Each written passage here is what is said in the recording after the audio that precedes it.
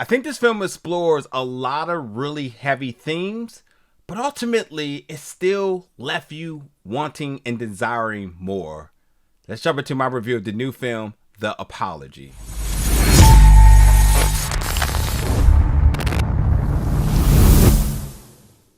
What's up, folks, and welcome back to the channel today for another review. And today we're going to be reviewing the new film, The Apology, which is going to be streaming on AMC Plus and Shudder December 16th.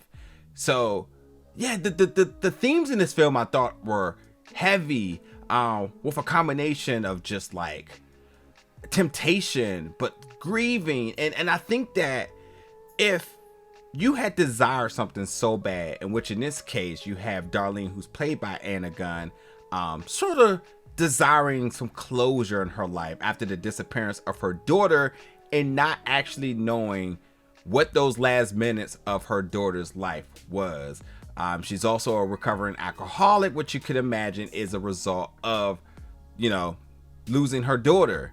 And then one Christmas Eve night, so it has this Christmas backdrop, which is a completely snowy, almost cabin feel, with lightning happening as well, lightning and thunder, like a combination I never knew that could actually happen. Which I just want to quickly say that the cinematography and the sounding of this film was totally of some of the better things and qualities of this film. But with all of that happening, and then her estranged ex-brother-in-law shows up and bearing this brutally honest like dump of information to her, and how that just completely changed the trajectory of the entire night. So a couple things I'm gonna say is this film is an hour and a half, and first thing I will say is that like this film definitely hits levels of brutality. It definitely has levels of uncomfortability. And I also thought that with this violence that's in the film, I felt like they just kind of let off the gas at times. I felt like this film could have definitely dove into all of these things a lot more, especially after the result of the news that Anna receives from Jack, her estranged ex-brother-in-law. I mean, this man shows up Christmas Eve, tries to smooth it over with gifts, and then was like, so by the way, I gotta tell you something that you really need to know. And obviously this isn't good news. It has a lot to do, everything to do with her daughter. And at the end of the day, if you receive this type of news in terms of like the whereabouts or the howabouts with her daughter in her last moments of her life, what would you do? What would you do if you had that closure?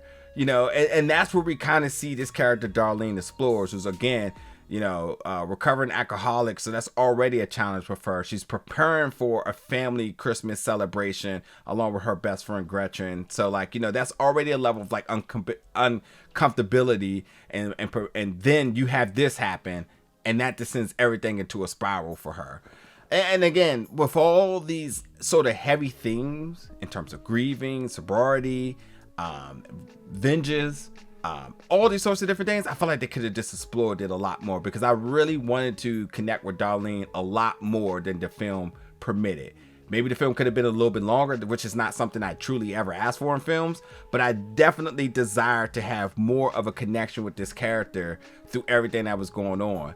Again, I thought that, like, you know, the Christmas backdrop, not really a thing, but I did enjoy the setting, the set location. I thought the cinematography, the low light shots, definitely added to the mystery and the creepiness of it. But yeah, there's times where things do get a little brutal, and then it's like, okay, they kind of ease back off of it. And I do feel like this film did kind of focus a little bit on character work, because I thought Linus, who plays Jack, and Anna, who plays Darlene, I thought that the character work and the acting definitely was there.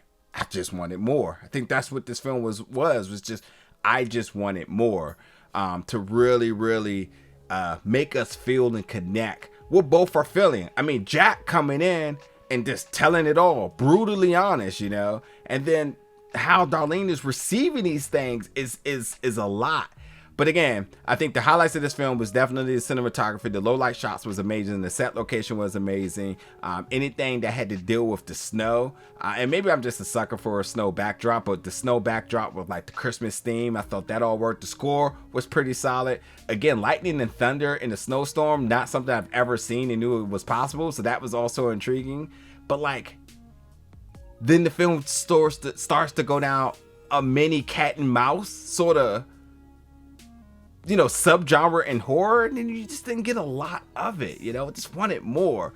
But I will say this, I definitely think the film is worth a watch. It's an hour and a half. I think a lot of folks are going to take different things away from it, but for me, it just needed a little bit more for me to be ultimately satisfied with it. But hey, check it out, Shudder, AMC Plus, December 16th. Folks, jump in the comments, let me know your thoughts about it, and as always, stay tuned for more reviews very soon.